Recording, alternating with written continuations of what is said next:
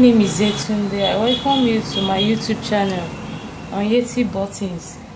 So based on your request on this dress, today we'll be learning how to make an hairline dress with ruffle sleeve and mandarin collar. So this is the dress, this is the mandarin collar, this is the dress. You can see how nice it is. And I want you to know that this dress is very simple to make, absolutely very simple to make. So the required measurements for this gown, we have the back measurement. The back measurement is from the nape of the neck, that's from the center back to the shoulder. You need to note it down.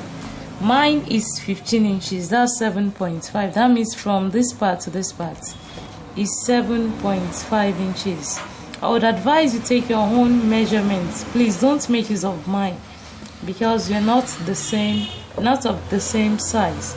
So the gown length is from the nape of the neck to wherever you want the length of your gown to stop. That's based on your own personal preference anyway. So we have the bust measurement. That's the bust circumference measurement. In this tutorial, you'll be needing the bust circumference measurement to get your chest line or your armhole measurements. Then we also need the hip circumference measurements. That's the circumference around your hip, the fuller part of your hip. Then you also need the sleeve length. And as you can see here, I have 28 inches for my sleeve length, because this dress is more or less like a kimono sleeve, because the sleeve is attached to the main bodies, as you can see. So to take the measurement for the sleeve length, place the tape measure at the nape of your neck, that's at the back, because this mannequin is facing me. So go to the back, from the nape of your back through to the sleeve length, that's around your wrist here. Make sure it stops somewhere here, except if you just want to make some adjustments or amendments to yours, and you're free to be creative with the style anyway. I'm just going to teach us the basics that we need to know about this style. And we also need the waist length measurement. That's the measurement from the nape of the neck to the waist. That's the part of the waist that goes inward. You need this measurement because of the rope that passes around the waist, as you can see. So what we're going to be learning in this tutorial is how to draft a basic hairline kimono dress. Then I'll be showing us how to draft and how to manipulate this into a shirt pattern. As you can see, we have buttons at the front, so it has a shirt pattern. It looks like a shirt in front, and it has a sleeve, a ruffled sleeve too. And how are we going to achieve this fullness on the sleeve? So before we proceed into the tutorial, I would like to analyze some things to us. Okay, probably let's just go into the drafting of the hairline dress first. So we're going to go into the drafting of this hairline dress with kimono sleeve. You can see the kimono sleeve, there is no joining here. But before we proceed into the tutorial, I want us to know that I'll be drafting a normal basic A-line pattern. So after cutting out the back, then I'll go ahead and alter the front into a shirt pattern. The required materials for this dress are: you need a crepe fabric. This is a crepe fabric. I love the texture. I like the way it falls on the body, so it's very easy to work with. Then I have hairstay here. You can use this for your interfacing. You can also use this is a soft paper stay. The choice is yours, but I actually prefer using this. So this is hairstay, this paper stay. Then you need buttons for the front part of this dress. You can use any type of button of your choice. I prefer to use this because I just like it. You can see how small and nice they are. So now let's get right into drafting. As you can see, I'm gonna have to draw some margins on the pattern paper. This is the shoulder line. I'll be using this part for the shoulder. So this is my shoulder line. And this is going to be my center. This is my center. And I left about 3 inches. I went in from this part to this part by 3 inches. The reason why I did that, I'll be explaining it to us as we continue with the tutorial. So the next thing you're going to do now is to input your back measurements. The back I'm working with is 15 inches, that's 7.5 inches. So from here, from this part, from the center of the body, I'll go in by 7.5, which is my actual back measurement without any seam allowance. There's going to be an extension from the actual shoulder measurement. So I've gone ahead and extended this by 3.5. Can you see? This 3.5 inches. So the next thing for you now is to come down to your chest line, otherwise known as the armhole or bust line. So the bust line I'm working with is 8 inches because the bust I'm working with is bust 35. The chest line for bust 35 is normally around 8.5 inches. So you go ahead and add 2 inches to this. So if you had 2 or 3 inches, you can also make it 3 inches. So if I add 3 inches to 8, that means I'll be left with 11 inches. So you go ahead and mark 11 inches. I will mark this line across. Can you see? 11 inches like that.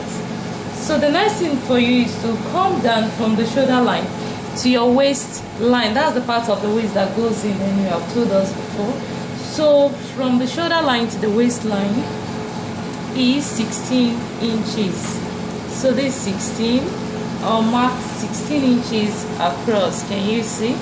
So this is it. So having done that, I'll go ahead and input my hip length measurement. The hip length I'm working with is hip length 24. This is 24 inches.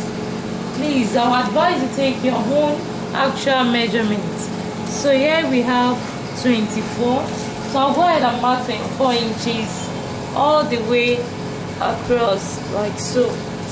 So the next thing you're going to do now is the hip length, the length of the gown. Sorry, that's the gown length. The gown length I'm working with is gown length 36 inches. So from the shoulder line, what you need to do is to come down to 36 inches, which is here. Then mark. So I'll mark this across as well. So this 36. Then the next thing is for me to connect these lines together. So now, as you can see, I've gone ahead to rule the lines across. So this is my chest or bust line. Remember I said come down by your armhole, then add 3 inches to it. Then here we have the waist length, shoulder to waist. Then the hip length line, the shoulder to the sharp part of the hip. This is it. Then we have the gown length, that's from the shoulder to your gown length, which is here as well. You're going to come down by whatever you have on your shoulder line. My shoulder line here, I have 7.5 inches. You go ahead and mark 7.5 on the chest line. Can you see? Then on the waist length, this is my waist length. The waist I'm working with is waist 28. But I'll be using the waist length. The reason is because this is going to be a very free gown. So we're going to be using our hip measurements for the waist measurement. Remember, you're still going to use your rope to hold it together. So the hip I'm working with is 36. So 36 divided by 4 is 9. So this is 9 inches. Then I'll be adding ease of 2 inches to the hip measurement, just to make it very free. So 9 plus 2. You mark it down. Then if this is the waist measurement, Like I've said, you're going to be using your hip measurement for your waist. That's your hip divided by 4 plus 2 inches for ease. So on the hip length, I'll repeat the same thing. When I measure what I have from here to here, I have 11 inches. So you come down by 11 inches on the hip length as well, and go ahead and mark it down. So on the gown length, I'm going to repeat the same thing I just did. I'll come down by that 11 inches, but this time around you can add half inch to it. So that will be 11.5 inches. I don't like adding 3 inches because at times it looks too big.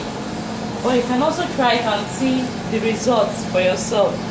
So I'll go ahead now and connect the lines with my French curve, like so. Then like this.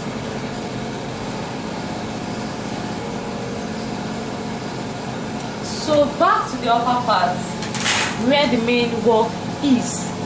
So on the chest line here, you go ahead and mark whatever you have from here to here. Remember I had a 3.5 inches for the extension, and here is 7.5, which is my shoulder measurement. So when you had 7.5 with 3.5 inches, you'll be left with 11 inches. So this same 11 inches, you're going to bring it down to your chest line, but you need to be sure that this is up to your bust circumference measurements. But it's okay for me because my bust is 35. When you divide 35 by 4, you're going to have 8.75. You can see I have enough room to work with. So I'll go ahead and connect the lines together. So this is me connecting my chest line to the shoulder line. Can you see? So having done this, you need to input the shoulder slope because our shoulders are not straight. Our shoulder is not straight. So I'll come down by 1 inch for the shoulder slope. This is 1 inch. Then use my ruler to connect this. But before connecting, you're going to input the neckline measurement. So this is my back, this is the front. For the back, I use 3 by 1, and for the front, I use 3 by 3.5. But if you're working with a bigger size or plus size, you can still add, you can go in by half an inch so as to accommodate the neckline. So the next thing for us to do is to connect our neck width to the shoulder slope. Remember I came down by 1 inch. So go ahead and connect it together like so. So having done that, on the chest line, because you want it to have a slant there, you go ahead and measure 0.5 inches. No, 0.5 inch, and mark this 0.5 to give it a slant around that part. So here is it. So the next thing we're going to do now is to connect our waist to the chest line. How are you going to connect that together? All you need to do is to connect it like this. So just, you can mark it straight down, but I don't like marking it straight down. So I'll go in a bit like this. Can you see? And connect your actual waist measurement. Remember the hip measurement you're working with is 9. So here is 9. So I'll connect it to the 9 inches like this. So after connecting to the 9 inches, I'll go ahead and blend it with this straight line that I drew earlier. So this is the straight line. Now I'll be using another curve to connect that part together. So here is it. Blend it in and make sure you don't have any sharp parts around that part. So I don't like what my curve is giving me because I actually use my free hand. So just keep connecting like that. So this is how I connected mine, and if you notice I don't have any sharp edges here. So the first line is just for a guide as where the line is going to connect to. So this is my line. So the next thing we're going to do now is to cut this pattern out. This is the pattern for the A line. So I'll go ahead and cut it out.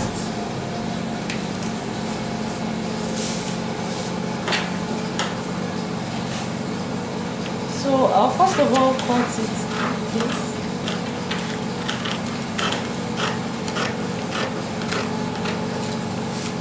So I won't be cutting this part. Remember I said I left that part for a purpose. So I will extend this line to this part. Like that. Then I'll go ahead and cut.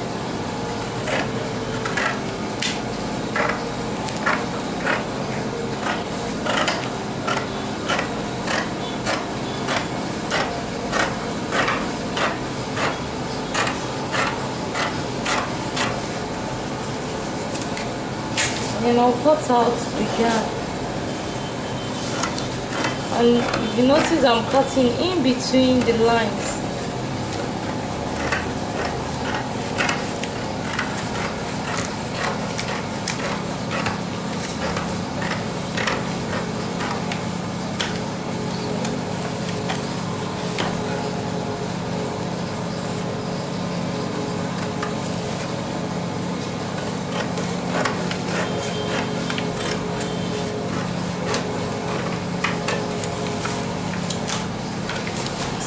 Take this part out.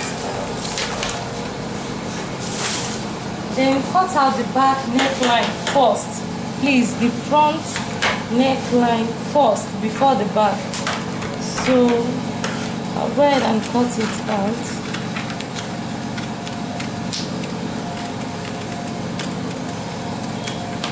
Like this. So having done that, I'll fold this part in, because I'll be using this pattern to cut out the front, the back first before cutting the front. So this is me folding it in. Remember, this is the center, so I'll fold this part inside. So when I'm done folding, I'll show you what it looks like. So I've gone ahead and pinned down the pattern to the fabric. So I place the fabric on fold. This is my selvage. I'll be using the selvage part for the hem. So I added 1 inch to the hem. Then for the side, I'll be adding just half an inch to the side. You can also add 1 inch. Okay, let's add 1 inch to this part. But I actually prefer working with half an inch. So if you want to make yours 1 inch, you can make it 1 inch. But I'll reduce this to half inch. Sorry. So half inch. Half inch.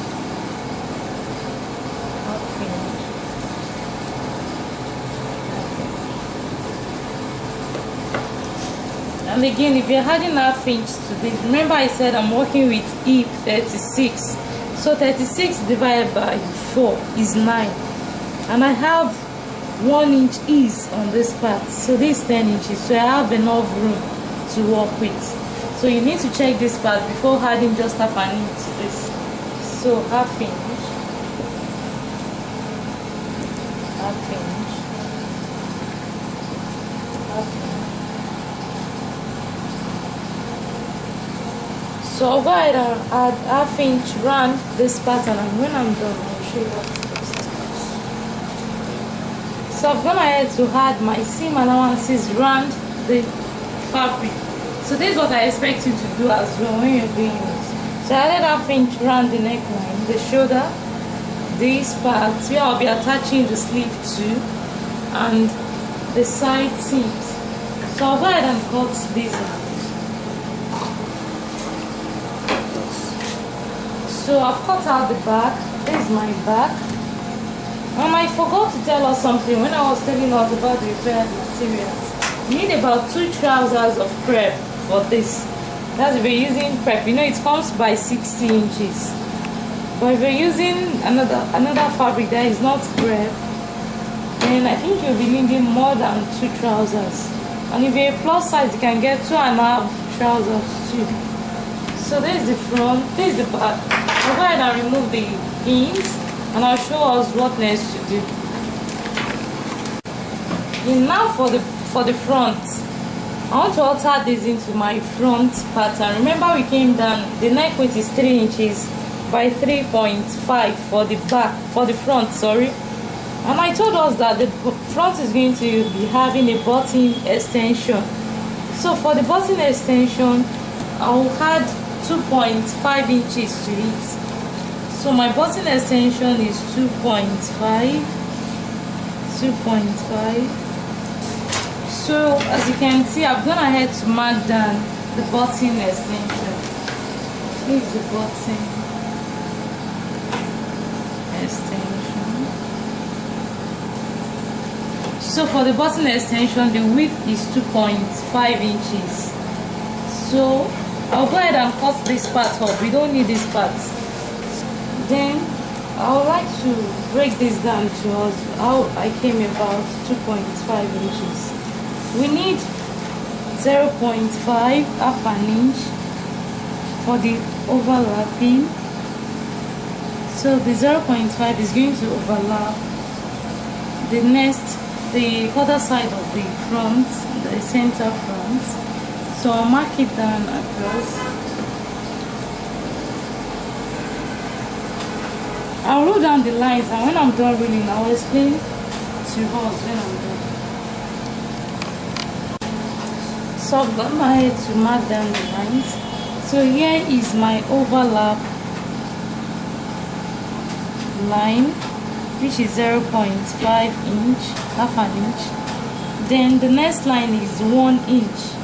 This is 1 inch, and this is the overlap line, and this is the underlay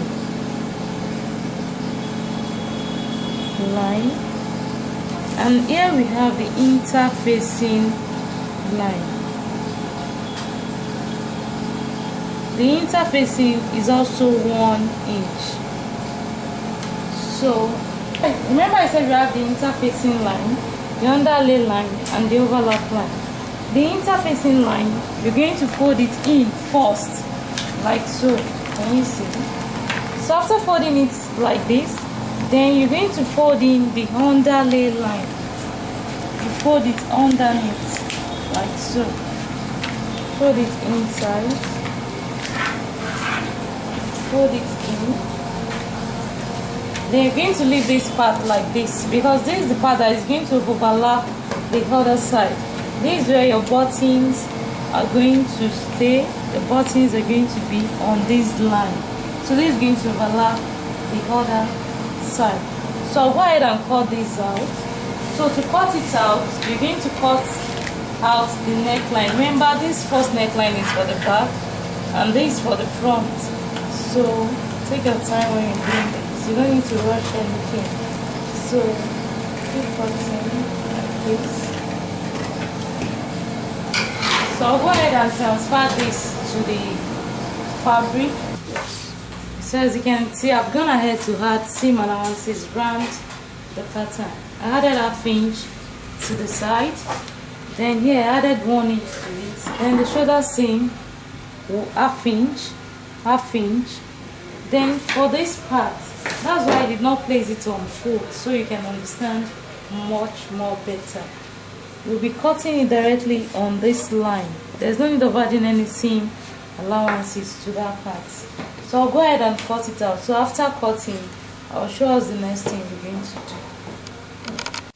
So ladies, I've gone ahead to cut it out. So I added just half inch around the pattern.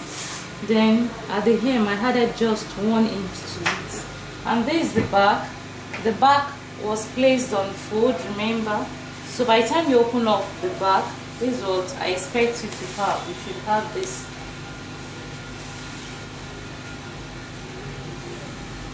Can you see? Then for the front, by the time you remove the pins, you should have 2 different bodies there.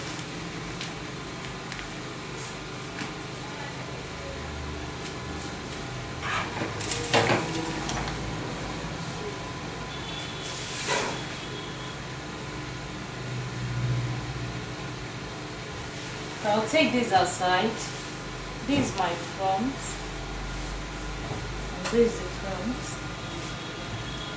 So this part is they're going to overlap each other like so. So the next thing I'll be showing us is how to draft and cut out the sleeve for this particular dress.